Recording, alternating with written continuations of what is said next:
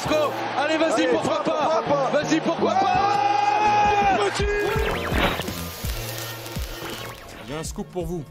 Penalty sur Ronny Lopez à la 61e. J'ai demandé pourquoi on n'est pas revenu sur la VAR, mais la VAR ne fonctionnait pas. Le Colombien qui a pris le dessus, il a réussi son dribble. Falcao, oui, il est mort. Ce soir, je vais dire tout haut ce que tout le monde pense tout bas. Radio Diagonale, la web radio 100% rouge et blanche. Bonsoir à tous et bienvenue sur ce débrief de la 5e journée de Ligue 1 qui malheureusement a vu l'AS Monaco s'incliner 2-0 à domicile contre l'Olympique de Marseille. Oui, encore une fois, un superbe match à domicile cette saison pour l'AS Monaco. Pour parler de tout ça, je serai accompagné de Quentin et de Arthur. Salut messieurs. Salut. Salut Patrice, salut Quentin. Voilà, vous semblez aussi joyeux que moi de parler de ce match. Très très joyeux, toujours. Ouais, tout à fait. Bon, on remerciera en tout cas toutes les personnes qui sont déjà présentes sur le live Twitch. Merci à vous d'être là aussi pour nous soutenir dans ces moments un peu difficiles, vu qu'on vit quand même un grand moment, un bon début de saison, bien qu'on me les aime, avec 4 petits points au bout de 5 journées, alors qu'on avait un tirage facile, on dira. Donc voilà. Monsieur, on va commencer par les 3 points. Vas-y Arthur, quels sont tes 3 points ? Mon premier point, c'est que je suis quand même déçu parce que j'étais plutôt optimiste avant ce match face à une équipe de Marseille qui, on le sait, ouvre beaucoup de jeux, a pris pas mal de buts depuis le début de saison, qui a des temps faibles dans les matchs. Nous, on était un petit peu mieux, on avait du mal contre les équipes qui jouaient très regroupées, donc là, j'étais plutôt optimiste. Ce soir, voilà, je me suis trompé. Mon deuxième point, je sais qu'on va beaucoup taper sur la charnière centrale, bien sûr, mais bon, c'est sûr que c'était assez compliqué de trouver des points, mais bon, notre binôme de Yederland n'y est pas du tout non plus, faut dire ce qu'il y a, ils sont absolument pas dangereux pour les défenseurs adverses, même les défenseurs de Marseille qui ne sont pas des cadors. Et enfin, mon 3 points, c'est que je pense qu'on a vu le premier vrai arrêt de Neubel cette saison. Et tu vois, comme quoi je m'étais noté premier arrêt de Neuer, voilà, sur ma feuille. Je viens de constater ça. C'est ce que je retiens, messieurs, voilà. C'est ce qu'on retiendra tous. Ça n'a pas empêché qu'il en ait pris 2 avec très peu de tirs sur lui, mais il en a arrêté 2. Donc, les plus mauvaises langues diront qu'il avait à peu près rien à faire vu qu'il est resté sur place et du coup ça lui a tiré dessus. Mais bon, ça fait toujours un arrêt à son compte. Il n'y en a pas beaucoup cette saison, donc on va le prendre. C'est vite quand même de se prendre à 3-0 qui aurait été très sévère. Ouais. Et Quentin, tes 3 points ? Alors, moi, mes 3 points, ça va être simple. C'est d'abord, effectivement, un match catastrophique. On est tous d'accord là-dessus. D'autant plus marquant que là, pour l'instant, pour le coup, on n'avait rien sur lequel on pouvait se raccrocher. Il n'y a rien eu de bon. À part effectivement l'arrêt de Neubel, c'est vrai qu'on va prendre, mais non, vraiment un match catastrophique et c'était vraiment pas plaisant à voir. Pour le coup, au moins le match du Shakhtar avait l'honneur, avait le mérite d'être très bon, rien que dans le jeu, etc. On pouvait dire qu'on était bon quand même si au final on n'était pas qualifié. Là ce soir il y avait rien, c'était terrible. Puis mon deuxième point, du coup, ça rejoint un peu, de toute façon ça va être un peu le running gag de cette soirée, c'est que c'est un peu honteux en fait de faire un match comme ça, surtout contre un cadre de la Ligue 1 quand même, un concurrent direct, j'ai envie de dire, cette saison, qui fait un très bon début de saison, et honteux pour un match aussi attendu, ce fameux derby, cette rivalité qu'on essaie de s'inventer à ce moment-là. Honteux de faire ça en plus parce qu'on était on était quasiment à l'extérieur avec les supporters de l'OM, donc c'était vraiment vraiment terrible. Et du coup, troisième point, un peu de perspective. Est-ce qu'on sera prêt en fait pour la C3 ? Si on peut pas faire un match correct contre Marseille, je vois pas ce qu'on pourrait foutre en C3, clairement. À part contre Graz, mais bon, à part ça, voilà, je pense que ça va être très compliqué si on continue dans cette optique-là. Je te comprends. Pour ma part, le premier point, c'est que notre saison, elle est toujours pas lancée, parce qu'on a ramé sur le début de la saison en Ligue 1, mais en prétextant que du coup, on lâchait des points, du coup, moins des forces sur les matchs de Ligue 1 parce qu'on mettait l'avantage sur la Ligue des Champions. Maintenant que c'est fini, on pouvait espérer quand même de commencer à lancer notre saison et en plus par un gros match. Malheureusement, non, toujours pas. Du coup, c'est encore des points qui sont perdus. Ça va commencer vraiment à peser sur la fin de la saison. Mon deuxième point, c'est il est où le pressing ? Qu'est-ce qu'on a foutu sur tout ce match ? On n'a pas fait un seul pressing, alors que c'est quand même la tactique qui est mise en place par Kovac depuis l'année dernière.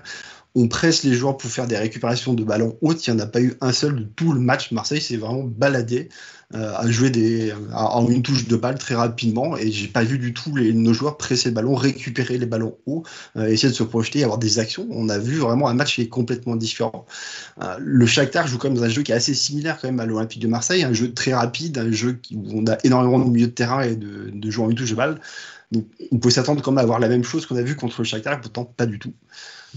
Et enfin, mon dernier point sera le fait que Kovac n'arrive toujours pas à prendre des points contre les concurrents directs. C'était déjà le cas l'année dernière, où si on enlève le PSG, où il y a les 2 victoires, contre tous les autres clubs du top 6, il n'y a rien. Il y a une victoire contre Rennes, une victoire contre Marseille sur le match retour, et sinon, c'est que des défaites et des matchs nuls. Cette saison, ça a l'air d'être pareil. En tout cas, on est parti sur la même chose. Voilà. Du coup, on va pouvoir parler de cette composition du coup, qui avait été mise en place par Kovac sur ce match-là. Donc, je rappelle les absents qui étaient du coup Maripane, qui était du coup en sélection, même s'il n'a pas joué. Bon, on va dire qu'en face aussi, ils avaient 2 joueurs qui étaient en sélection, pourtant ils étaient là et ils ont joué en plus. Pourquoi Maripane n'a pas été rappelé et n'a pas pu participer à ce match ? Bon, après, on se doute qu'il n'aurait pas pu être titulaire. Le sauveur.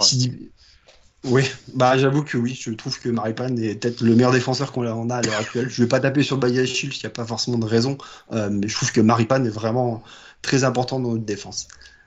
Autre absence aussi importante, Sidibé, toujours blessé depuis le match contre le Shakhtar, malheureusement toujours pas revenu. Fabregas n'était pas là, ça c'est un choix du coach, et Golovin blessé en sélection aussi. Voilà. Sinon Arthur, qu'est-ce que tu as pu penser du coup du choix, principalement de Matsima en tant que titulaire sur ce match-là ? Matsima, tu l'as dit toi-même, hein, c'est avec lui qu'on a battu le PSG l'année dernière. Donc, pourquoi pas ? Non, mais pas surpris en lisant la compo. Il y avait beaucoup d'incertitudes finalement.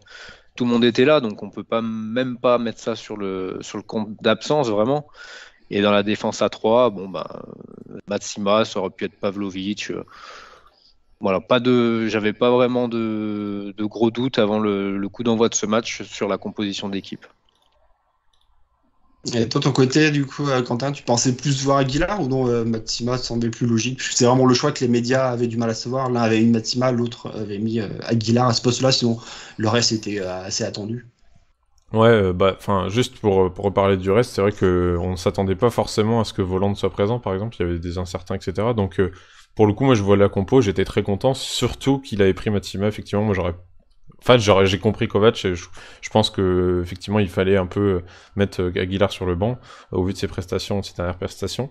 Donc je peux pas lui en vouloir d'avoir mis Matsima parce qu'on le dira après, ça n'a pas été son meilleur match. Mais non, je pense que à droite on pouvait pas avoir moins bien. C'est ce qu'on pouvait se dire au début du match. Après, oui, le choix peut être un peu surprenant parce qu'il n'avait pas encore joué cette saison de mémoire. Pas en tant que titulaire, ça c'est sûr. Oui, non. Ouais. Après, c'est pas non plus alarmant qu'on voit Matsima qui est titulaire. Il a fait de très belles prestations l'année dernière. C'est pas Aguilar non plus, n'est pas forcément un spécialiste du poste dans une défense à 3. La seule chose qui pouvait imposé, un peu... Ouais. Le choix de Pavlovic, ça reste à savoir, est-ce qu'on accepte de mettre 2 défenseurs gauchers dans notre défense ? Là, c'est encore un choix particulier que tous les coachs ne prennent pas. Voilà, du coup, le match est lancé avec cette composition d'équipe. En face, c'est plutôt favorable à nous, parce que du coup, Payet n'est pas là. Ça reste quand même vraiment la plus grosse menace actuellement de l'Olympique de Marseille. Les 2 Sud-Américains,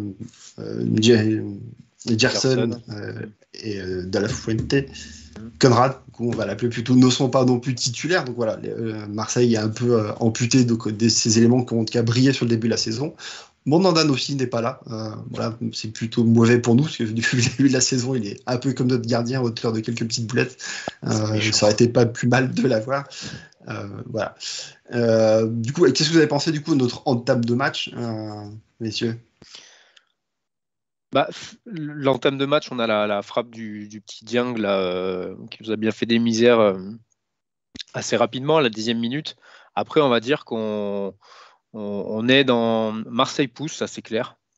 Tu sens vraiment qu'ils sont largement plus morts de faim que nous sur les côtés.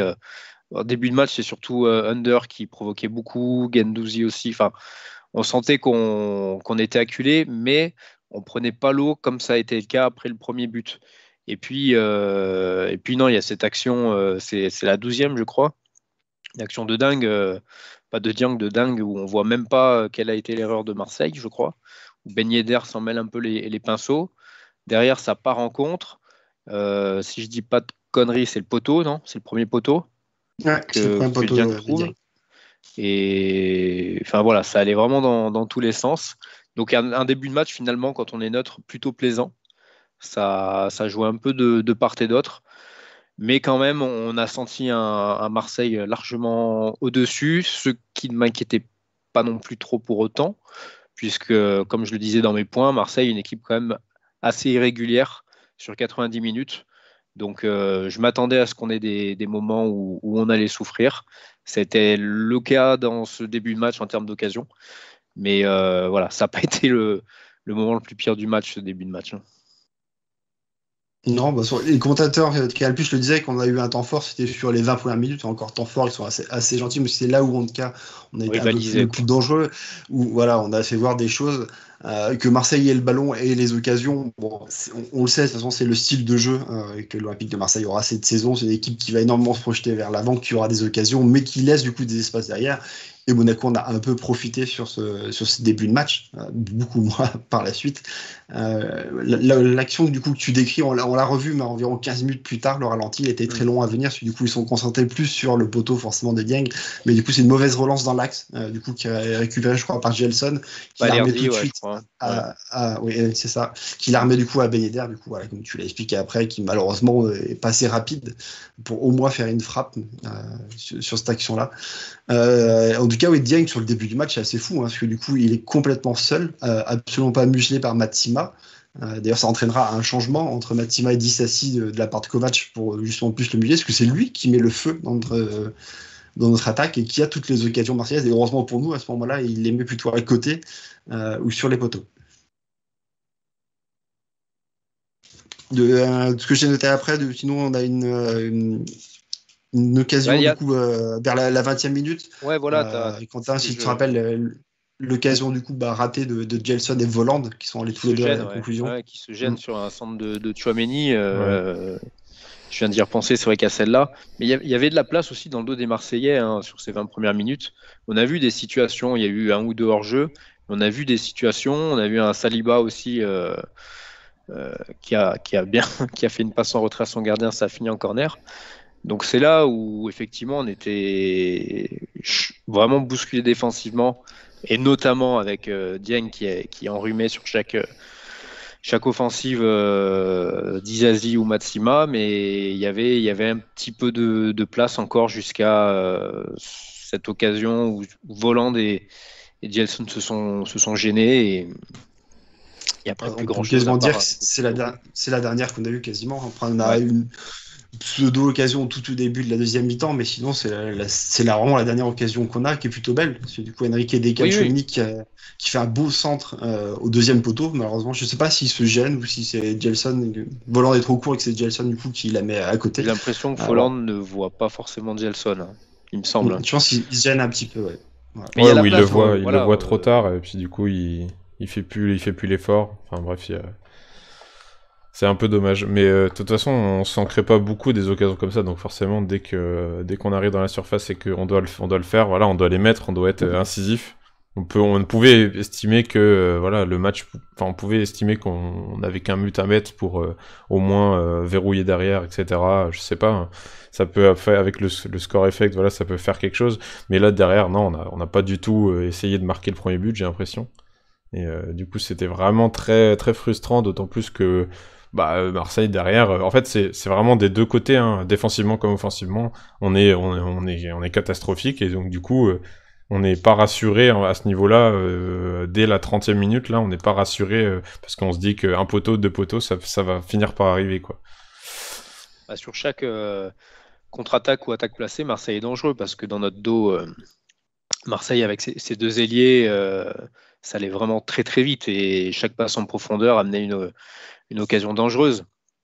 Et ça m'a fait penser, ça c'était le petit côté superstitieux de la première mi-temps, mais c'est comme ça que Dieng va marquer aussi. Je vous laisserai après décrire le but. Mais l'année dernière, quand on bat Marseille, le but de Radonjic était venu du côté gauche comme ça aussi, il me semble, sur une relance anodine un peu de derrière. Lui était parti tout seul. Le problème, c'est que ça s'est produit 3, 4 ou 5 fois en première mi-temps. Et c'est encore les pire. attaques de Marseille en première mi-temps, oui, c'était vraiment toujours le même cycle. C'est vraiment toujours un départ au milieu de terrain et une prise de vitesse où nos défenseurs n'avaient malheureusement pas à suivre.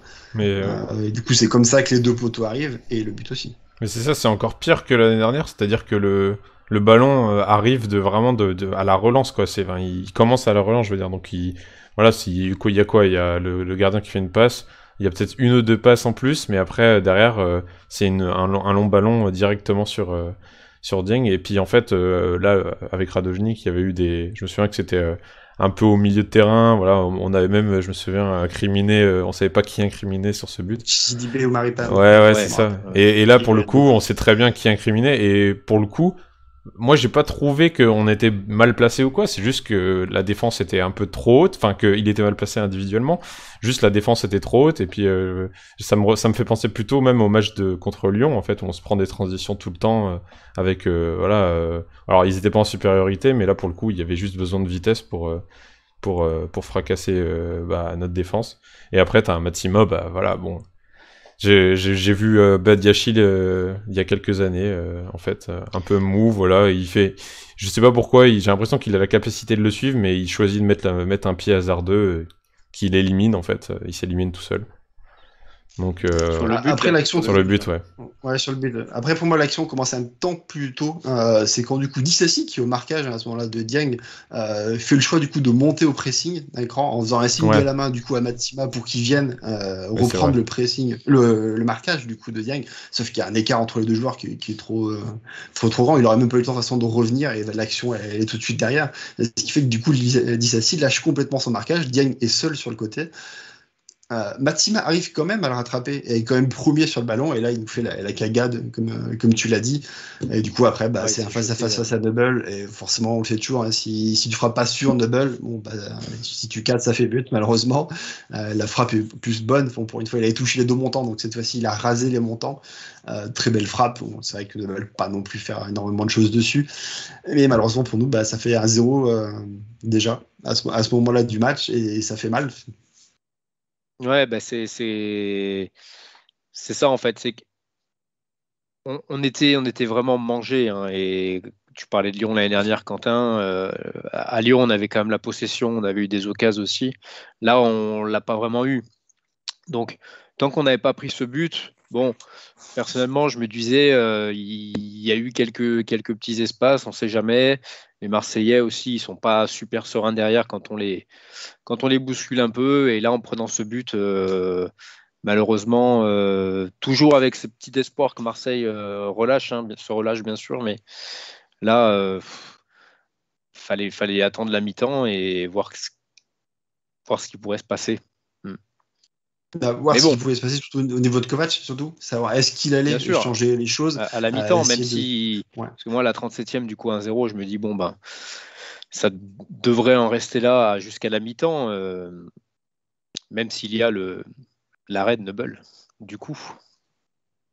Oui, s'il y a une deuxième action, et du coup, c'est vrai que il y a la frappe où il ferme bien son angle sur une percée de Harit où il passe vraiment dans du bord. Rongier. Ah oui, Rongier. C'est encore pire, c'est Rongier. Oui, c'est vrai, il est encore moins technique. Il en élimine dans 5. Défense, dans du beurre. Ouais, c'est affolant de voir qu'il passe comme ça. Ça me rappelle le premier but qu'on a pris contre le Shakhtar, c'est ça, au match aller, où pareil, l'attaquant brésilien passe dans notre défense tranquillement. Ouais, exactement. Bon, il a un peu des comptes favorables qui le remettent en plus dans les courses. Il en élimine 5, il passe entre deux mecs, ensuite il en crochette un, il passe entre deux mecs. Ouais, là, s'il marque là, même si tout le monde aurait eu les photos de l'action, ça fait un joli but quand même.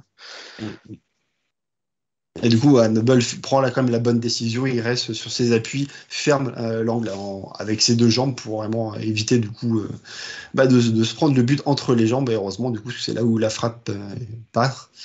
Et du coup, il nous fait un bel arrêt, on va quand même le dire, parce qu'il n'y en a pas beaucoup, donc autant les dire. C'est un vrai arrêt, hein, honnêtement. Oui, bien sûr, c'est un très bel arrêt. Même si, la frappe est sur lui quand même. Ah ouais, c'était un tir un but, hein, Noble, depuis le début de saison. Et là, c'est un vrai arrêt. Voilà. Donc, on est un peu tous les trois, je pense, moqueurs, mais à juste titre. Donc, c'était pas un signe du destin, malheureusement. Oh non. Ouais. Du coup, on va à la mi-temps comme ça, il n'y a pas d'autre chose du coup à noter, encore moins de notre côté, hein, forcément. On s'attend du coup à un changement à la mi-temps, ne serait-ce que déjà par Matima qui est particulièrement dépassé sur cette première mi-temps. On se doute, en tout cas, lui va sortir et qu'un défenseur va rentrer. Pavlovic ou Aguilar, on verra du coup ce sera Aguilar. Pas d'autres changements opérés par Kovac. Pourtant, on a bien vu qu'au milieu de terrain, on commençait à prendre l'eau. Moi, personnellement, j'aurais fait peut-être rentrer à ce moment-là un troisième milieu de terrain. Soit Matazo, soit Jean-Lucas pour un peu renforcer, parce que clairement les milieux de terrain marseillais prenaient le dessus sur les deux nôtres, arrivaient très facilement à sortir du marquage pour faire les passes du coup sur leurs ailiers très très rapides. Est-ce que vous aussi vous auriez choisi d'autres changements que celui opéré par Kovac?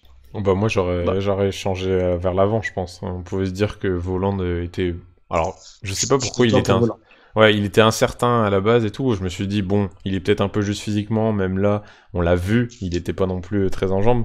Après, on le sait, hein, c'est Voland, hein, ça reste quand même un joueur un peu diesel, puis qui a du mal à se montrer dans des matchs comme ça, jusqu'à ce qu'il nous en mette un. Sauf que là, j'y croyais pas trop, et honnêtement, vu comment on pressait, on pouvait se dire qu'on pouvait faire entrer un joueur plus jeune, qui savait multiplier les courses un peu, peut-être un peu mieux pressé, hein, finalement. Alors peut-être, je sais pas s'il presse bien ou quoi, mais Boadou ou Isidore qui finalement sont rentrés après, mais qui aurait pu peut-être ajouter un peu d'énergie, un peu de dynamisme à cette attaque, et parce qu'on est mené 1-0, mais franchement on est mené 1-0, mais on aurait pu être mené de plus, et on était tellement à la rue à ce moment-là que je me dis qu'il y avait vraiment quelque chose à changer, non seulement en défense mais aussi en attaque. Ouais, et puis c'est surtout qu'il fallait essayer de reposer un peu le pied sur le ballon, quoi. Essayer au moins déjà contenir tous ces assauts marseillais, parce que il y en avait beaucoup trop. Donc là, le schéma c'est une chose, hein, bien sûr, mais là le truc c'est que les Marseillais, ça partait vraiment dans tous les sens, et honnêtement, même si on n'a pas été bon, Marseille a quand même fait un beau match, faut le dire, hein. Ils étaient partout, ils avaient du gaz, ils ne sont pas posés de questions. On n'est pas là pour analyser le jeu marseillais, mais ce soir, j'aurais bien aimé être supporter de Marseille, ouais. C'est sûr qu'en face, il y a eu du coup de très belles actions, du très beau jeu. À aucun moment ils ont été mis en danger par notre équipe. Oui, c'est sûr que les supporters marseillais ont dû se régaler de cette victoire 2-0 chez nous. Là-dessus, je me fais pas de doute pour eux. Mais clairement, oui, c'est vrai que moi aussi j'aurais fait un changement tactique aussi en sortant Voland. Du coup, pour faire entrer Jean-Lucas et passer en 4-5-1 pour renforcer notre milieu de terrain, comme je le disais.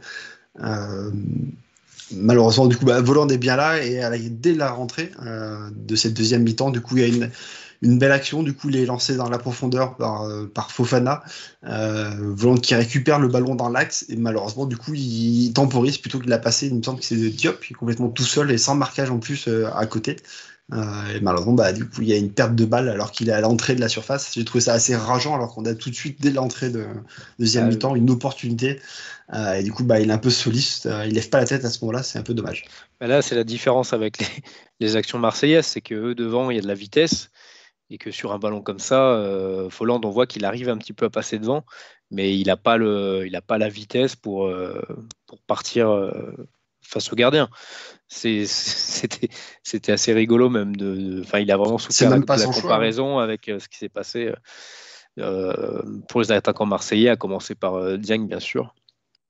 Et c'est même pas son choix d'aller vers le gardien, hein, parce que du coup il repique complètement dans l'autre sens, et il choisit de partir sur le côté. Au duel avec Balerdi, non, c'est ça? C'est ça. Au début, quoi. Ouais, t'as l'impression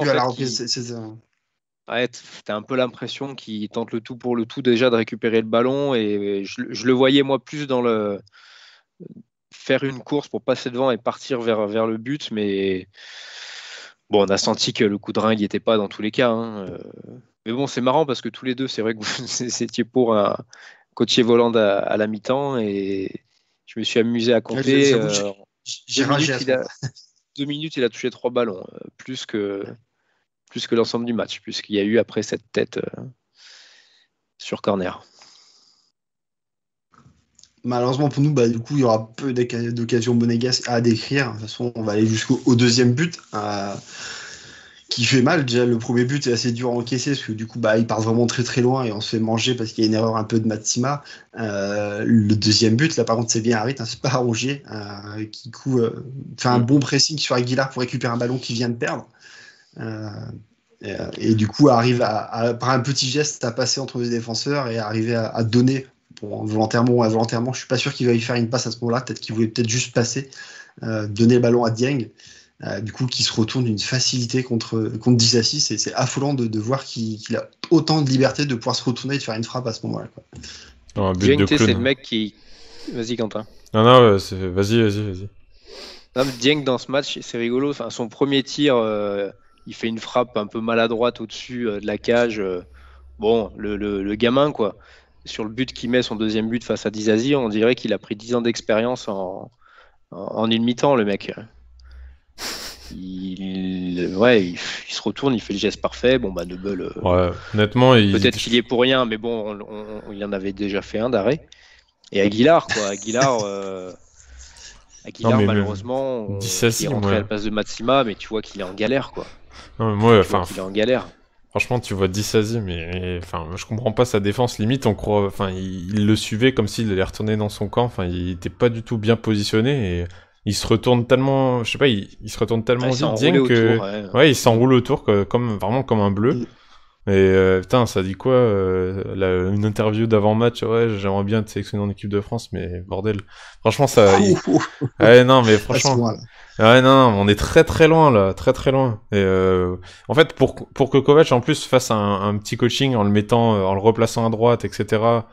Je me dis ok, lui il l'a subi un peu, peut-être que c'était aussi parce que Matsima était dans un niveau abyssal, mais voilà, derrière lui c'est pas facile, il a pas à gérer ça. Hop, on le remet au centre. On demande juste à ce mec qui est notre capitaine quand même, en l'absence de Ben Yedder, d'être solide, etc. Et il nous fait une cagette comme ça dans la surface. Moi, en fait, je pense que malgré toutes les erreurs qu'il y a eu un peu avant, parce que je trouve que c'est un but complètement clownesque, au moment où Dieng se retourne, il doit être présent. Et c'est pas le cas, et c'est encore plus rageant. Là, pour le coup, c'est même plus de la frustration, c'est juste... c'est énervant, quoi, donc d'encaisser un but comme ça. Et puis, de toute façon, on avait déjà peu d'espoir, là, on en a plus du tout, quoi. Vous aviez des espoirs après la mi-temps? Le fait de perdre à 0, vous pensiez encore qu'on pouvait aller chercher la victoire? Ou vraiment la physionomie de cette première mi-temps vous laissez croire que ça allait être très très compliqué? Compliqué, mais comme je disais dans mes points, regarde le début de saison de Marseille, hein, on l'a vu contre Bordeaux, il gagne 2-0 à la mi-temps. Exactement. Alors, non, mais t'as raison. Bordeaux, à Montpellier, c'est l'inverse. Ils sont menés 2-0 à la mi-temps, ils arrivent à revenir. Je dis pourquoi pas. Malheureusement, en fait, la première mi-temps, elle s'est terminée. C'est décrescendo, en fait. C'est pour ça que j'étais pas non plus d'un optimisme exorbital, mais bon. Mais de toute façon, est-ce que vous voyez après le deuxième but, c'était compliqué. On n'a pas trop bien fini cette première mi-temps et on n'a pas réussi à se remettre vraiment dans le match. Et même sur le deuxième but, on sent que Marseille mord de faim, quoi. Voilà, il récupère tous les ballons et on est étouffé. Hein. Est-ce que vous vous souvenez de retour de mi-temps? Désolé. Juste, est-ce que vous vous souvenez de retour de mi-temps où on se révolte et on arrive à marquer un but et à retourner un match? Enfin, franchement, je me souviens pas du tout. Marseille l'année dernière déjà. Ouais, et encore parce que je me dis que en fait, j'ai l'impression que la causerie alors je sais pas si vraiment c'est son fort. Voilà, déjà que le coaching, ça a pas l'air d'être trop son fort. La causerie, je sais pas si il l'amène de façon véhémente ou pas dans le vestiaire à la mi-temps, mais voilà, on sent une toute petite révolte quand même au retour des vestiaires, on se crée des occasions, très bien. Ça arrive assez régulièrement d'ailleurs, mais jamais on arrive à renverser la situation. Franchement, c'est assez frustrant là pour le coup. Je comprends pas trop en fait. C'est vrai que Devil Rock, on rappelle que du coup, contre le PSG dernière, on paume 2-0 à la mi-temps, on a réussi à inverser complètement la tendance. Bon, après, c'est une bonne partie aussi grâce au PSG qui a bien déchanté sur ces deuxième mi-temps. Ouais. Mais oui, il y a eu quelques matchs où on l'a fait, mais c'est vrai que c'est quand même pas. Ça n'a pas été souvent. Bon, après, toute la deuxième partie de saison, c'est nous qui menons à la mi-temps généralement. On fait tellement de très bons matchs on s'est rarement retrouvé dans cette situation-là. En tout cas, ce deuxième but, c'est l'occasion aussi de la suite des changements plutôt de Kovac. Il en a déjà fait un à la mi-temps. Du coup, il fait sortir Voland et Gelson Martins. Boadou rentre en pointe et Jean-Lucas rentre comme ailier. Donc, votre avis là-dessus, de revoir du coup Jean-Lucas ailier plutôt que son vrai poste milieu de terrain, quoi. C'est le poste qu'il a occupé contre le Shakhtar, je crois, en prolongation, non? Ouais, c'est ça. C'était vraiment pas terrible du tout. Moi, personnellement, quand j'ai fait le débrief, j'ai bien craché dessus parce que pour moi, c'était vraiment une très grosse erreur de la part de Kovac de l'avoir utilisé à ce poste-là. Et du coup, je ne comprends pas qu'est-ce que. Surtout que ça n'a pas été pertinent déjà sur ce match-là. Pourquoi de le refaire à ce moment-là du match? Après, c'est sûr qu'il n'y a plus d'autres choix sur le. Si, il reste encore Diatta. Pardon. Diatta n'est pas encore rentré à ce moment-là, donc il a le choix de faire rentrer Diatta plutôt. Pour sortir 4-4-2 avec Aguilar Diatta côté droit. Ouais, non. En plus, Jean-Lucas. Quand je vois rentrer Jean-Lucas, pour moi, c'était un changement de tactique. Hein. Pour moi, moi aussi, je pensais qu'il se mettrait à 3 dans le milieu. Ouais, bien sûr. Exactement. Et puis, il a vraiment bouffé la ligne. Oui, c'est ça, il était vraiment collé à la ligne. Ah oui, collé à la ligne. C'était sûrement ses consignes et du coup, c'est pas son jeu, on le voit bien. Non, malheureusement, quand on a fait ce constat-là, j'ai peur que la messe était déjà dite. Du coup, pas grand-chose qui arrive par la suite. Du coup, c'est à nouveau les changements qui interviennent à la 73e minute. Cette fois, c'est les deux autres attaquants qui sortent, Ben Yedder et Diop, pour faire entrer du coup Diatta et Isidore. On change les hommes, mais du coup, ça change rien dans le jeu. Au contraire, j'ai trouvé que, je sais pas vous ce que vous en pensez, mais j'ai vraiment plus rien à voir. J'ai l'impression qu'on balançait que des grands ballons devant. On faisait que courir sans jamais toucher un ballon à ce moment-là du match. Ouais, non, au contraire, carrément. Je suis d'accord avec toi. D'ailleurs, pas beaucoup de confiance en les joueurs qu'il y avait sur le banc, à part peut-être un Isidore, quelque chose comme ça là. On sait jamais. Sur un malentendu, ça peut passer, mais non, mais même un Diatta ou des choses comme ça, c'est vrai qu'on se disait c'est pas trop le moment en fait de se dire c'est pas trop le moment d'espérer en fait, et comme quoi ça s'est passé quoi, il y a rien eu, il s'est rien passé, on a une possession assez stérile et voilà, et puis derrière le match était gagné. Moi, à la 70e, je voulais en finir, c'est un peu drôle, mais c'est un peu extrême plutôt, mais je voulais en finir avec le match, disons, assez rapidement. Comme la première mi-temps, d'ailleurs, on voulait vite que ça se termine pour qu'on puisse repartir sur de nouvelles bases. Là, c'était très, très, très, très compliqué. Ouais, puis les Marseillais ont même t'as l'impression qu'ils ont même été sympas, quoi, à la fin. Ils ont un peu plus fait de gestion. Voilà, ils ont aussi coaché de leur côté, ils étaient plus tranquilles. Et plus ça allait, plus on avait l'impression d'être une équipe d'enfants. Alors, on avait des enfants devant Isidore, etc. Mais plus ça allait, plus la défense marseillaise n'avait vraiment plus de travail à faire. Donc ça s'est fini. C'est pour ça qu'on dit vivement que ça se termine, c'est qu'il se passait plus grand-chose. Bon, on aura comme un semblant d'occasion du coup sur la fin de match, sur un coup franc un peu lointain. Du coup, Diop l'a mis au deuxième poteau. Et du coup, c'est Badiachil qui surgit, qui fait une frappe. Bon, malheureusement, elle est très très loin du poteau, mais bon, voilà, c'est une des rares occasions qu'on a pu avoir. Toujours pas un tir cadré, il n'y en a pas eu dans ce match, comme vous pouvez le voir sur les stats. 7 tirs, aucun cadré, malheureusement. Donc c'est dur de mettre des buts si on n'arrive pas à cadrer nos matchs. Malheureusement, c'est assez récurrent en Ligue 1. On fait partie, je crois, des équipes qui d'une frappent le moins, mais qui frappent cadré encore moins que ça. Donc c'est vrai que c'est compliqué du coup d'inscrire des buts. C'est catastrophique. Dans ces cas-là. Du coup, voilà, parce que vous avez autre chose à dire de particulier sur ce match. Le Bull a fait un deuxième arrêt à la fin. Il a ramassé un ballon. Sur lui.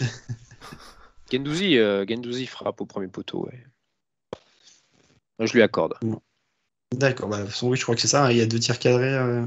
5 tirs cadrés, pardon. en face. Le cinquième, je sais pas ce que c'est, mais je vois deux arrêts. C'est quand il doit ramasser le ballon, là, je pense. Si à un moment donné, en fait, il se baisse et il ramasse un ballon qui roule vers lui. Je pense que ça doit être celui-là. Ça va, 3 arrêts, 2 buts encaissés, il remonte la moyenne, on va dire. Deux poteaux où il n'y est pas du tout, faut dire ce qui est. S'il y a but, c'est pareil. Ah bah les poteaux sont clairement plus efficaces que Nubel. Oui, je dirais pas le contraire parce que j'en ai fait un même sur en Twitter. Effet. Voilà, le match se finit malheureusement tristement sur ce 0-2 avec une nouvelle défaite, toujours pas de points gagnés, 3 points qui est gagné à domicile par l'AS Monaco. On était déjà la dernière équipe à domicile avant ce match-là, forcément on va bien y rester, alors qu'on était la meilleure équipe l'année dernière, celle qui a gagné le plus de points à domicile. Voilà, il faudra vite inverser la tendance. Je sais plus qui est le prochain adversaire d'ailleurs à domicile, parce que le prochain match sera contre Nice, mais après je sais plus qu'on reçoit. Hop, je regarde rapidement, c'est Saint-Etienne. Non, je parlais en Ligue 1. Ouais, je sais. Il y a Nice. J'ai réussi à mettre des buts. Non, mais je regarde à domicile, c'était Saint-Etienne. Le prochain match. Saint-Etienne, ça va jouer bien béton derrière. La tactique du bus, forcément. Ça marche bien contre nous. Pourquoi s'en passer? Voilà, du coup, on va pouvoir passer sur les flops. À part si vous voulez vraiment sortir un top de ce match, on a discuté un peu avant, à part si du coup vous avez une émulation depuis et du coup un joueur qui est ressorti. Ah oui, Nubel, ouais. Alors moi, mon top, c'est Nubel. Non, pas du tout. Non, voilà, je pense que tout le monde est un peu d'accord. Il n'y a pas vraiment de joueur qui est ressorti du lot pour dire vraiment que c'était un top. Tout le monde a été vraiment un peu en dedans. Voilà, peut-être des joueurs qui sont moins mauvais que d'autres, ça c'est sûr. Mais du coup, on va plutôt se concentrer sur les flops. Vas-y, Arthur, du coup, je te laisse parler du coup de 10 à 6 parmi nos flops. Il y a une prestation globale qui est faible. Le mot est faible, justement. Mais il y a juste, tu mets en flop, il y a juste à retenir sur le premier but, il est complètement aspiré, il n'est pas à son marquage sur Dieng. Sur le deuxième but, il se fait aussi enrhumer par Dieng. Donc voilà, il est impliqué sur les 2 buts. Et après, j'ai plus souvenir en tête, mais sur les poteaux, les occasions de Dieng ou autres, parce qu'il y a d'autres joueurs marseillais qui se sont procurés des occasions, il a toujours été loin du compte. Disasi qui a pris le ballon on peut le voir là sur le visuel, de sa double cagade du coup. Il va le mettre dans une vitrine. Non, normalement, faut 3 cagades normalement pour récupérer un ballon. Ouais, mais bon, voilà, il se contente de ça. On peut même pas lui accorder une belle passe en profondeur en fait. C'est clair. Quentin, du coup, tu t'enchaînes du coup avec Matsima, forcément, le deuxième défenseur qui nous met un peu dedans sur cette première mi-temps où il joue 45 minutes, mais vraiment pas terrible. Ouais, alors en effet, je suis très déçu parce qu'on n'a pas le visuel de Matsima. Donc je vais mettre un vide, ça ressemblera pas mal à sa prestation. Non, je suis dur. je suis dur, mais bon, c'est quand même une... Parfois un vide, ça se voit pas et c'est pas plus mal. Vaut mieux un mec qu'on voit pas qu'un mec qu'on voit trop. C'est sûr. Non, mais je suis un peu dur. En vrai, ça m'attriste pas mal de le mettre en flop parce que on n'avait jamais vu faire des mauvaises prestations, je trouve, même l'année dernière, où il est rentré quelques fois. Il a même été aussi un peu titulaire. Donc oui, c'est moi je trouve que c'est très décevant parce que finalement, au moment où il a l'opportunité de se mettre dans ce 11, même si c'est à droite, effectivement, c'est pas sur un poste de défenseur central directement. Il se fait pas remarquer très positivement il est en retard, comme je l'ai dit sur le but sur le premier, en retard, il arrive à se rattraper finalement, il compense un peu l'erreur de Disasi, mais finalement derrière il prend la mauvaise décision et il s'élimine tout seul. Je lui imputerais ça, et puis voilà, d'autres prestations, d'autres tacles ratés. À un moment, on a failli se prendre un débordement aussi où il rate un beau tacle, il rate la balle. Un autre débordement de Dieng, oui, sur un des poteaux. Sur le premier poteau. Ouais. Voilà, donc c'est à l'image vraiment d'un match où il était pas du tout en jambes, pas du tout il est jamais rentré dans son match et finalement remplacé logiquement à la mi-temps. Après, pour sa défense, je dirais qu'après le premier but qu'on encaisse, je trouve qu'il est meilleur. Ça l'a un peu remis dans le match, j'ai trouvé. Derrière, c'est lui Ouais. qui fait des interventions. Il récupère des ballons, il évite une très belle frappe à un moment donné en se mettant devant Noble, et du coup, c'est lui qui la contre.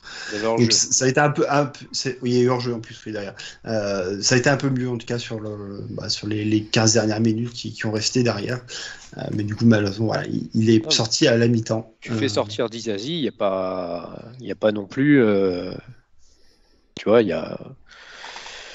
Enfin voilà, tu peux faire sortir l'un ou l'autre. C'est Matsima qui prend, effectivement. À ce moment-là du match, peut-être pas. Je pense que ça aurait été peut-être sévère. En tout cas, Disasi, ça reste comme aussi un cadre de l'équipe qui est sorti alors que c'est Matsima qui fait les conneries.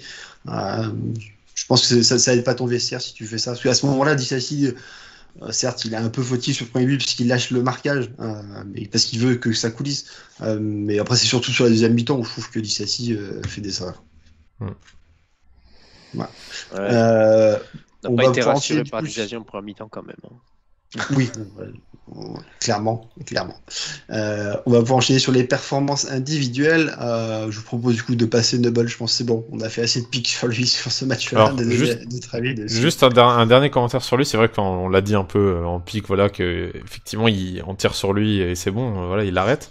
Mais outre cette blague, etc., c'est un peu, il y a une grosse part de vérité quand même, c'est qu'il bouge peu. Il bouge peu et il bouge pas du tout au niveau de la frappe, je trouve. Il est un peu passif, on l'a vu au niveau des poteaux, il était pas du tout sur la balle. Il suffit que la balle soit un peu mieux placée et c'était but. Donc c'est très très, enfin moi j'ai encore confiance en le fait qu'il peut revenir, il peut montrer son vrai niveau, mais là ça commence vraiment à être inquiétant quoi. C'est son placement est très souvent j'aime pas dire catastrophique là pour ça, pour le coup, parce que finalement, voilà, il fait quelques arrêts, et il arrive à sortir celle de Rongier, etc. Mais c'est quand même très inquiétant. Bon, après, j'en ai parlé justement de ça dans la semaine en disant que Nobel en fait n'avait pas fait de plongeon depuis qu'il était à l'AS Monaco. Je ne l'ai pas vu plonger. Il est très bon sur ses appuis et sur les arrêts un peu réflexes autour de lui pour positionner comme un gardien de hand. Mais je l'ai toujours pas vu en fait faire un plongeon quoi. Et même sur les lobes qu'il se prend, aucun moment donné, il tente d'essayer de la chercher. Il est vraiment trop il est tout propre. Ouais, mais il se prend pour Neuer, je sais pas, je comprends pas. Ouais. La tenue elle est toute propre et malheureusement c'est pour ça que la plupart des tirs cadrés vont au fond parce que tirs cadrés malheureusement c'est pas tout le temps sur le gardien quoi. Que ce soit sur les 2 buts, sur les 2 poteaux, il ne bouge pas. À aucun moment donné, il cherche à faire un quelconque mouvement. Il est ancré sur ses appuis, il ne bouge pas. C'est pour ça que j'ai tendance à dire un gardien, il a le droit de faire des arrêts parce que parfois il prend des buts, certes, parfois il y peut rien, mais tu as l'impression qu'il essaye même pas en fait. Tu vois, donc le mec a le droit d'arrêter des frappes quoi. Bon bah c'est voilà. Aujourd'hui il a fait des arrêts, mais on sait très bien que le niveau est assez catastrophique, malheureusement. Je n'ai jamais trouvé Lecomte aussi faible, en fait. Voilà. Je n'étais pas son plus grand détracteur. Il n'a pas été très bon chez nous, mais je ne le trouvais pas aussi faible. Je suis assez d'accord. Du coup, Arthur, sur le 3e défenseur central, Benoît Badiachil. Le moins pire, on va dire ça. Parce qu'il n'est pas impliqué sur les buts, il n'est pas forcément impliqué sur les grosses occasions, mais il était aussi, il faisait partie aussi des mecs qui se sont fait enrhumer sur l'action de Rongier. Hein, voilà, donc tout le monde a pris pour son grade. Badiachil n'a pas été impérial et malheureusement, parfois sur un match comme ça, il y a besoin de taulier et je pense que Badiachil a sans faire trop de conneries, a pas réussi à remobiliser tout le monde derrière. Ça aurait pu, on peut avoir un mec qui de temps en temps sort, on va dire, mentalement, psychologiquement ses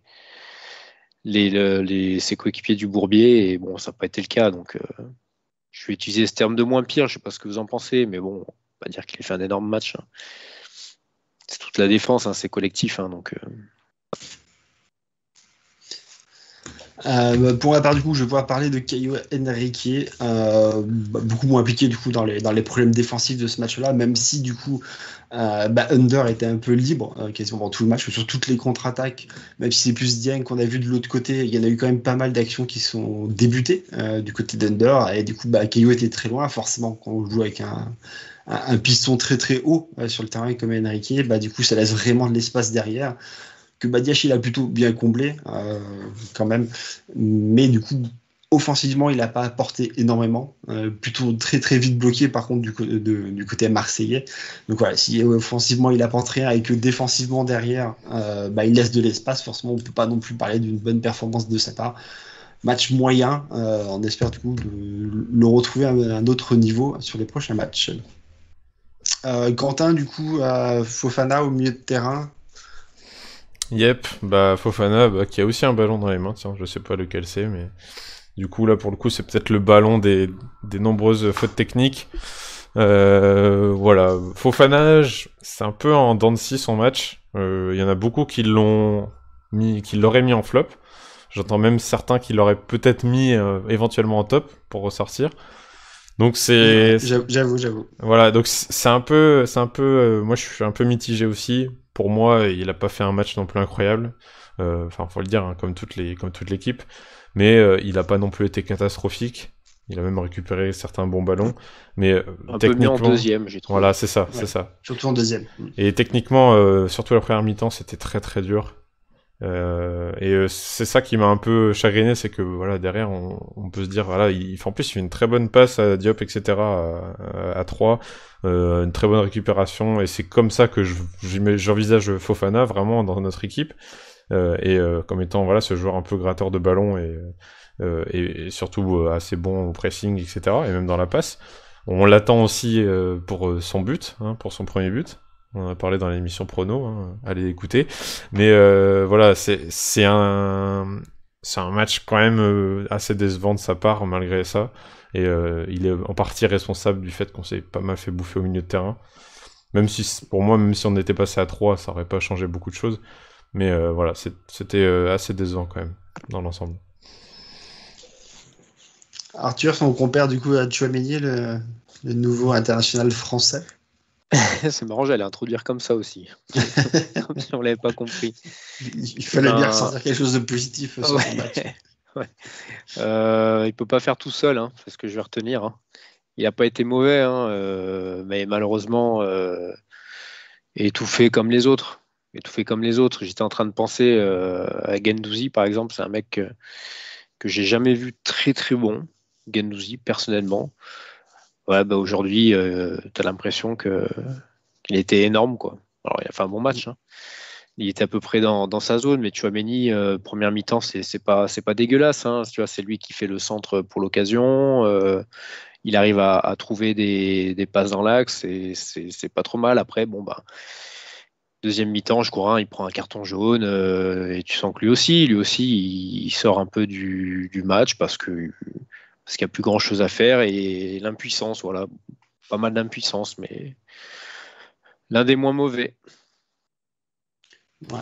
Pour ma part, j'ajouterais que sur Tchouaméni, qu'il a joué tous les matchs avec l'AS Monaco, il a joué les 9 matchs, il a joué aussi les matchs avec l'équipe de France. Je pense que ça commence à faire beaucoup, et du coup que là, la sélection nous a fait un peu du mal pour lui, parce qu'il n'a pas pu se reposer, réenchaîner, et malheureusement, à mon avis, on va le retrouver encore à nouveau ce week-end, cette semaine, et ce week-end ensuite contre Nice, et il n'aura pas le temps de se reposer, donc ça va commencer à être un peu dur pour lui, malheureusement, quoi. C'est même donc, c'est bien qu'il soit quoi, international, et en plus il est un peu blessé, hein, quand même, hein. Ouais, c'est bien d'être international français, mais du coup ça nous coûte aussi un peu cher à ce niveau-là. Quentin, du coup, mon tour, on va parler un petit peu du coup de Sofiane Diop. Tes visuels, les visuels, ils font peur là. Ouais, clairement, sur ce genre de match, c'est terrible. Sofiane Diop, du coup, qui a été bien bloqué aussi par les Marseillais, du coup on n'a pas pu le revoir autant à son aise que ça peut être le cas habituellement. Du coup il n'a pas eu beaucoup d'espace, il a tout de suite été très pris par les Marseillais, donc n'a pas pu distiller des passes. Je trouve que c'est vraiment son point fort. Il arrive beaucoup à jouer en une touche de balle. beaucoup normalement avec Enrique. Là, ils ont eu du mal à se trouver. Je crois que Enrique du coup refusait souvent les appels de Diop qui partaient sur le côté. Enrique choisissait plusieurs piquets sur le centre. Je trouvais ça un peu dommage. Après, voilà, sur le match, pour moi, il n'a pas existé. Il n'a pas du tout touché énormément de ballons parce que j'ai pas énormément de souvenirs d'action de sa part. Il s'est fait bouger aussi sur les duels. Ouais, c'était physiquement, un c'est cadet. vrai que, mais alors après, on le savait, on l'a déjà beaucoup dit l'année dernière, comme quoi c'était son souci en tout début de saison avant de dire au fur et à mesure de la saison du coup il avait pris de la masse et que ça se voyait sur le terrain, ce qui faisait un peu moins bouger. Après, ça reste quand même un petit gabarit, forcément. Du coup, Quentin, Gelson Martins. Ouais, du coup, j'ai pris j'ai pris l'initiative de le mettre là, du coup. De couper les bras. Ouais. Ouais, écoute, il dans les visuels, il a les bras coupés. Alors, je sais pas si ça l'aiderait. Il n'a pas besoin normalement de ses mains.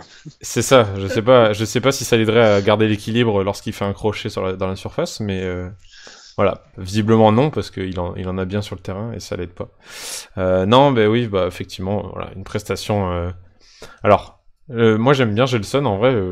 J'aime de plus en plus ce qu'il fait dans cette compo, dans cette équipe de Kovac.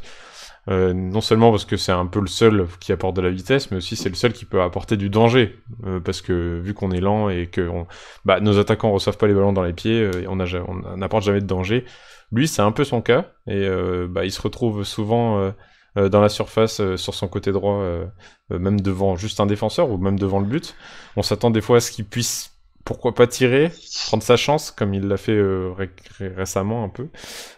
Pourquoi pas aussi adresser un beau centre, quoi, mais non, en fait, il va juste crocheter, se faire enfumer, se faire prendre la balle. Des fois, il va tomber, hein, des fois, il va simuler, il va essayer de gratter un péno. Ça marche quasiment jamais. Et c'est très énervant, et ça m'énerve. Beaucoup, en tout cas, personnellement. C'est que, voilà, c'est le genre de choses qui m'énerve parce que j'ai l'impression qu'il apprend pas de ses erreurs, et il continue à faire ça, et il sait très bien que ça marche pas. Alors, des fois, il y a quelques fulgurances, hein, il obtient des bonnes fautes, qu'on n'utilise pas du tout, d'ailleurs. Mais voilà, on sent qu'il c'est un joueur technique, rapide et tout, mais voilà, derrière, ça suit pas, et en plus, sur les derniers gestes, il y a vraiment un manque à ce niveau-là. On en parlera après de Boidou, mais Boidou a fait exactement la même chose, un petit crochet déséquilibré, voilà, donc ça commence à m'énerver, ce genre de prestation, et là, pour le coup, voilà, j'ai pas envie de de lui jeter la pierre, c'était loin d'être le pire justement ce soir, au contraire. Mais là, ça commence à être assez inquiétant aussi. Non, ce soir, il n'y a pas grand-chose à lui reprocher à lui, quoi. Non, c'est sûr. Mais des fois, on a le droit quand même d'attendre de lui qu'il soit un peu décisif, qu'il prenne sa chance au moins, qu'il tire, je sais pas. Mais bon, non, c'est vrai que c'est pas à lui qu'on peut lui reprocher, mais... Je sais pas, c'est un poste un peu bâtard pour lui, où on l'attend offensivement, mais il a ce rôle de piston aussi, hein, et on n'en a pas trop parlé, mais c'est vrai qu'à l'époque, c'était quand sous l'année où on joue le maintien, non, qui jouait souvent dans cette position, je crois, Gelson, piston droit. Et c'est vrai que malheureusement, il est remuant, il a de la volonté, mais c'est pas le plus grand des défenseurs, et souvent, dans son dos, il peut y avoir de la place. Moi, je l'aime pas trop dans ce poste de piston, mais... c'est marrant parce que Quentin, tu parlais du coup de centrer. Ce serait curieux de ressortir la stat du nombre de centres qu'a réalisé Gelson pour l'AS Monaco. Je pense pas qu'il soit nombreux quand même, parce que j'ai vraiment pas souvenir de le voir centrer. J'ai vraiment le souvenir de le voir piquer dans l'axe, s'entêter, aller dans la surface, mais c'est pas du tout quelqu'un qui va centrer comme va l'être de l'autre côté, Enrique. Ouais, c'est des centres courts, ou en retrait en fait dans la surface, quoi, des passes, voilà. Mais c'est vrai que c'est pas des gros centres. Ouais. Oui, voilà. Bon, l'intention. Du coup, Arthur, un avis sur notre capitaine, du coup, lui aussi, qui est retourné en sélection pour jouer quelques minutes, pour se blesser aussi. J'ai eu la chance de le voir mardi en chair et en os au Pama Stadium. Et du coup, comme Tchouaméni, hein, ça a fatigué. Je mets ça sur le compte de la fatigue. Il est rentré contre la Finlande. Et... voilà, je mets ça sur le compte de la fatigue. Allez. Non, mais bien sûr ça fait maintenant plus d'un an qu'on le répète. On n'a plus le beignet d'air d'il y a 1 an et demi, 2 ans. Surtout dans des matchs comme ça où il n'est pas trouvé. Alors, est-ce que c'est lui qui bouge pas assez? Je pense pas. Mais il a moins de caisse aussi. Tu sens que dans les petits périmètres, il est moins décisif, rien que sur les crochets. Tu vois, par exemple, l'une des rares occasions qu'il a sur ce ballon perdu par Balerdi, que Gelson lui met. Bon, bah là, un tueur comme il l'a été, j'en sais rien. Soit tu frappes directement. Enfin, un geste peut-être plus rapide. Là, il s'est emmêlé les pinceaux et ça arrive souvent. Ouais, clairement. Là, malheureusement, Ben Yedder, regarde, cette année, on a eu 0 penalty. Il y a 0 but. C'est bien, ouais. Ça nous a permis souvent de nous décanter des situations l'année dernière. Bon, on n'est pas en réussite, donc voilà. Bon, on était gardé l'année dernière, on en a quand même pas mal, comme sur toute la saison. Ouais, exactement. Son compère en attaque, du coup, Kevin Groland, qui du coup enchaîne les mauvaises performances avec les Monaco, c'est vraiment très très compliqué. On a vraiment du mal à retrouver le Voland qu'on a eu sur la fin de la saison dernière. Pas tout à fait la fin, parce qu'elle a été aussi compliquée, mais vraiment sur une majorité de la saison. L'année dernière aussi, il y a eu un début qui était compliqué avant vraiment de se remettre dans le rythme et arriver à enchaîner les doublés. À ce moment-là, on en est très très loin pour l'instant. Je trouve que sur le terrain, du coup, on le voit très très peu. Il touche très peu de ballons. Tu disais tout à l'heure, Arthur, j'ai regardé du coup ces 19 ballons touchés sur ce match-là. Je pense que de toute façon, Ben Yedder ne doit pas être très loin de cette stat aussi. C'est très très faible. Mais surtout, avant, c'était un renard des surfaces. Il était toujours bien positionné pour être trouvé par ses collègues ou pour être là pour les seconds ballons. Je trouve que cette saison, c'est pas le cas du tout. Pour l'instant, très très lent sur les contre-attaques. Voilà, on va espérer du coup qu'il revienne un peu en forme lui aussi. Lui, il n'est pas international, donc il a pu pourtant profiter de cette trêve. Bon, il a une petite gêne musculaire qui fait que je pense qu'il n'a pas non plus pu s'entraîner correctement. Mais voilà, faut espérer qu'il puisse assurer une bonne performance, parce que même si on va pas en parler maintenant, derrière sur le banc, c'est pas non plus fameux et ça donne pas forcément des solutions pour pouvoir le mettre remplaçant, comme on a pu le faire l'année dernière avec Ben Yedder quand il était moins bien et que Jovetic a pu prendre sa place. C'est clair. T'as tout dit. On va dire que l'année dernière, parfois, on le voyait pas non plus pendant les matchs, mais il avait la chance aussi d'avoir une équipe qui tournait bien autour, et donc il a eu des situations là cette année, et il contribue aussi au manque de réussite globale de l'ASM en ce début de saison. Parce que même sur les rares ballons qui touchent, pas forcément en position de but, tu sens que c'est laborieux. Et donc, quand il y en a aussi peu des ballons à toucher, c'est dur, quoi. Mais bon, c'est comme Ben Yedder, on peut pas le mettre. On peut pas le sortir non plus. C'est pas un top, c'est pas un flop non plus, mais c'est pas le moins pire non plus. Bon, c'est compliqué. Quentin, du coup, Aguilar, du coup, qui a joué quand même une mi-temps, parce qu'il est rentré à la mi-temps. Ouais, clairement, c'est comme si c'était un titulaire finalement. Ouais, donc on peut constater l'image, le visuel. Bon, c'est pas très glorieux non plus. Non, mais là pour le coup, alors bon, là j'ai rien à lui reprocher pour ce match-là. Je pense qu'il a été un peu meilleur quand même que Matsima, même défensivement à des moments. Mais derrière, voilà, c'est pas non plus le joueur qui va t'apporter un sursaut, qui va t'apporter même un peu offensivement. Pourtant, c'est un peu comme ça qu'on l'a recruté. C'était un peu ce piston d'une défense à 5 à Montpellier qui savait se projeter, etc. Là, il sait plus trop son rôle, même s'il le fait un petit peu. Limite, en fait, j'ai envie de dire vivement Sidibé, quoi. Vivement le retour de Sidibé à ce poste-là, parce que je veux pas me coltiner, même si on se coltine pas Aguilar, ce sera peut-être un Matsima, peut-être qu'il saura se réveiller, etc. Mais même, ce serait bien d'avoir un arrière droit, en fait un Sidibé, quoi. J'ai juste envie d'avoir Sidibé et personne d'autre pour le coup. Je sais pas, enfin c'est bizarre de dire ça comme ça, mais c'est vrai que là pour le coup, il y a que lui qui nous donne de la confiance à ce poste. Et donc voilà, finalement je parle plus de Sidibé qu'Aguilar, mais c'est un peu ça, la prestation était un peu neutre parce que finalement on arrive à un point. Il a joué la deuxième mi-temps et en fait la deuxième mi-temps on était complètement neutre et c'était insipide, donc finalement il a rien apporté non plus, quoi. Arthur, du coup, notre nouvel ailier, Jean-Lucas, qu'est-ce que tu as pensé de sa position collée à la ligne et sa performance? on l'a dit, hein, c'est clairement pas son poste. Et c'est plutôt vers Kovac qu'il faut qu'on se retourne pour savoir pourquoi il le met ici. Est-ce que c'est pour verrouiller un peu le couloir? C'est pas un mauvais joueur, Jean-Lucas, mais je sais pas à quelle position il joue en fait, ce mec. Alors avant, il était à Lyon. Comme je regarde pas les matchs de Lyon, je n'en sais pas plus. Brest, je sais qu'il avait mis un coup franc contre nous. Donc en fait, si tu veux, je découvre un peu ce joueur et j'ai du mal à le situer. Il est 10, 6, il a le numéro 11. C'est un 8, hein, c'est un box-to-box 8. Ouais, comme il a pu jouer sur les premiers matchs de Ligue 1, Ouais. où il a été plutôt bon, quoi, où il est très bon à la récupération. Il a aussi un bon profil, comme tu disais, un peu de 10, donc du coup, il est plutôt technique. De très bonnes passes, c'est ce que moi j'ai pu voir sur les matchs de Ligue 1 où il a joué vraiment à son poste, dans la charnière des deux milieux de terrain, quoi. Mais ouais, mais en tout cas, bon, là, on l'a pas vu, mais c'est vrai que sur certaines actions, il était au bord sur son flanc droit, pas faire grand-chose. Tenter un centre, voilà, c'est injugeable même. Alors, notez que Niju Ren- me dit, effectivement, Aguilar a fait un centre pour Voland au début. Très bon centre qui aurait pu effectivement finir au fond. Donc, c'est vrai, j'avoue, il y a aussi ça à lui mettre au crédit.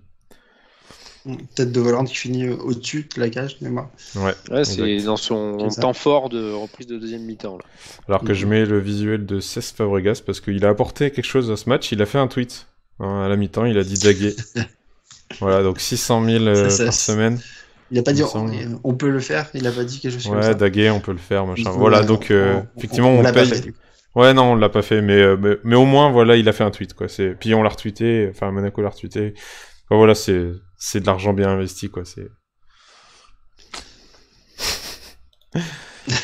J'aurais à dire parce qu'après il va nous faire des tweets contre nous. Donc, Ah merde, oui, c'est vrai. Désolé, ça on se va être on t'aime. discret. Du coup, rentré aussi à la 60e minute, pareil, du coup, Boadou, pas grand chose à dire parce que il rentre pas au bon moment, forcément, c'est qu'on fait absolument plus rien. Les seuls ballons qu'il a, c'est des grands parpaings lancés par-dessus la défense qui atterrissent la plupart du temps dans les bras du gardien.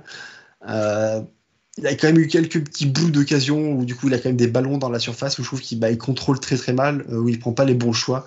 À un moment donné, je sais pas pourquoi il tente une talonnade dans la surface alors qu'il est complètement dos au jeu. Voilà, il y a pas Ouais. sur les petites situations qu'il a, il se met pas non plus à son avantage. Donc voilà, bon, on va pas le critiquer sur ce match-là parce que franchement il y a vraiment rien à dire. Parce qu'il voilà, il a très très peu de ballons aussi comme les autres attaquants. De toute façon, ce match c'est plus au milieu de terrain que ça s'est joué en tout cas. On espère du que coup, c'est sur notre les- Jonathan David. On verra. Oui. Après, Pour l'instant, c'est clair que compliqué. c'est un peu dur. Bon. Rentré du coup à la 74e minute, Arthur justement de l'autre côté de Jean-Lucas, c'était Diatta qui lui a pris l'autre couloir. Qu'est-ce que tu as pu penser de sa performance? Écoute, il a débordé une fois. C'est triste de se dire que ça a été une grosse occasion de notre part quand il a débordé. Je sais plus l'Irola, enfin je sais plus quel Marseillais. C'est compliqué. C'est vrai qu'on empile les mecs là. C'est des changements. On n'a pas eu d'occasion. Donc lui non plus. Hein, après, je sais pas, voilà, c'est vrai que je l'aurais fait, mais j'avais complètement oublié qu'il était là en fait. On en a parlé tout à l'heure, parce que c'est vrai que c'est un profil que j'aurais aimé voir peut-être plus tôt sur le côté droit à la place de Jean-Lucas et un Jean-Lucas peut-être plus dans l'axe. Mais bon, je savais même plus qu'il était sur le banc malheureusement, donc voilà, donc j'ai pas pu me dire plus tôt pourquoi il fait pas rentrer Diatta. Alors je sais qu'il y en a parmi l'équipe qui considèrent sur les pronos qu'il sera peut-être le pire joueur de l'année. Mais voilà, j'ose encore y croire un petit peu, mais à son poste. Je pense qu'il a l'air d'avoir un peu de peps quand même, le garçon. Donc on verra. Mais ce soir, pas assez de contenu pour en dire plus. Et du coup, pour finir avec Quentin, du coup, en attaque, Isidore est rentré pareil, pour faire le dernier petit quart d'heure. Ouais, là, vraiment à l'image de ce qui restait de cette fin de match, je l'ai absolument pas vu. Donc c'est assez compliqué, quoi. Je sais même pas quoi dire, en fait. C'est juste que j'aurais aimé qu'il rentre un peu plus tôt, peut-être, qu'il nous fasse un peu des fulgurances comme il a pu en faire un tout petit peu récemment, hein. Il y en a qui le voient même, qui le voient. Non, il est carrément dans la hiérarchie devant Boadou. Enfin, il était. Je sais pas s'il va le passer officiellement, mais voilà, dire que c'est notre 3e attaquant, du coup, devant les deux Yederland, là, voilà, c'est... Bon, on espère qu'il va prendre ses responsabilités dans ce cas-là, hein, mais bon, j'espère quand même que Boadou reprendra sa place de 3e, j'aimerais plus le voir. Mais voilà, je pense on peut pas attendre grand-chose de lui, quoi. Non, ce soir, tu fais rentrer n'importe qui dans le dernier quart d'heure, il y avait plus de... Personne n'y croyait, clairement. Marseille était tellement dans un fauteuil, tu pouvais faire rentrer Golovin, Maripane, j'en sais rien, c'était trop tard. Les mecs, Boadou, Isidore, Diatta, ça rentre pour faire du turnover, quoi, hein. Et pourtant, tu te dis, c'est con, hein, tu te dis, t'en mets un sur un malentendu, il y a 2-1, ça peut aller vite. Ça peut hein. relancer le match. Et pourtant, t'as l'impression qu'il y avait 6-0, quoi. Bah, tu sens vraiment que Marseille, du coup, il pouvait vraiment nous en mettre, peut-être pas 6 non plus, mais tu sens que le 3e, il pouvait très facilement être mis ici, vraiment. Non, voilà, ils ont vraiment géré la fin de match, ils ont vu que de toute façon, ils n'arrivaient pas, ils sont complètement bloqués. Eux aussi ont mis plus ou moins le but, si on peut se permettre de dire ça, ils sont vraiment alignés, sont mis à 5 derrière pour vraiment bien défendre, nous bloquer. Ils ont vu que derrière, on n'arrivait pas à construire et se procurer des occasions, forcément, ils n'allaient pas se fatiguer, eux aussi, jouent en Coupe d'Europe cette semaine. Leur gardien a réussi toutes ses sorties sur les centres, donc non, pas d'inquiétude pour eux sur la deuxième mi-temps. Une déception côté Marseillais, qu'ils ne doivent pas savoir du coup qui est meilleur du coup entre Mandanda et leur gardien qui a joué aujourd'hui, ils n'ont pas pu le voir à l'œuvre. Donc ça ne doit pas résoudre leur souci. Une petite parade sur la passe de Saliba qui n'était pas cadrée, mais il était dessus. On aurait pu y croire, c'est vrai qu'avec un gardien comme ça, on pouvait se dire qu'il y avait plus d'opportunités qu'avec un Mandanda. Bon, on tire même pas encadré, donc on le saura jamais. Voilà, du coup, au final, toujours à la 14e place. Du coup, nos adversaires n'ont pas joué encore, tous ceux qui sont derrière nous. Donc, à voir combien on va finir, mais ce ne sera pas très haut. 5 matchs joués, 4 points gagnés. Du coup, on est vraiment dans la statistique d'un club relégué, avec même pas un point gagné par match. 4 points du Clermont Foot. Hein. Oui. Et à 11 points du PSG, même si on n'est pas là pour rivaliser avec le PSG, mais c'est toujours bon de le rappeler ou situer la tête du championnat. Tout le monde leur facilite les choses à Paris cette année, quand même. Voilà. Mais on a un point du champion de France qui a joué aussi le même nombre de matchs que nous. Donc voilà. Du coup, c'est ce qui va conclure cette émission. Alors, si vous avez quelque chose d'autre à rajouter sur ce magnifique match que nous ont proposé l'AS Monaco ce soir. Oh non, on va bien dormir. Je vous ai trouvé courageux quand même de faire ce débrief. Voilà. En espérant que... C'est mon premier de l'année en espérant mieux, et puis puis c'est à peu près tout, quoi. Je pense que tout le monde a vu qu'on n'était pas dans une joie énorme. Et puis courage à Boris aussi qui a assisté à ce match, à cette catastrophe au Louis II. Je compatis avec lui après avoir vu le 0-2 contre Lens. C'est pas des moments faciles à vivre. Mais lui, au moins, il a pas 500 km à faire pour rentrer chez lui. C'est terrible en ce moment. Chez nous, c'est des prestations assez... c'est terrible. Les matchs à domicile ne donnent pas forcément envie. En tout cas, voilà, on va vous laisser là. On va se retrouver forcément jeudi soir pour le débrief du match, le premier match de poule d'Europa League contre Graz. Et puis forcément ce week-end, dimanche, pour le derby contre Nice à l'extérieur. Ça nous réussira peut-être mieux qu'à domicile. Il faut qu'on se reprenne un peu, parce que là, c'est 2 gros matchs très importants. Il faut absolument qu'on prenne des points dans les 2 cas pour bien commencer la Coupe d'Europe, parce que je rappelle, après c'est le double déplacement chez les gros adversaires, donc il ne faudra pas se rater. Et puis forcément, un derby, ça se gagne. Voilà, messieurs, merci en tout cas de m'avoir accompagné sur ce débrief. Merci à ceux qui étaient présents aussi, forcément sur le chat. Ciao à tous. et bisous.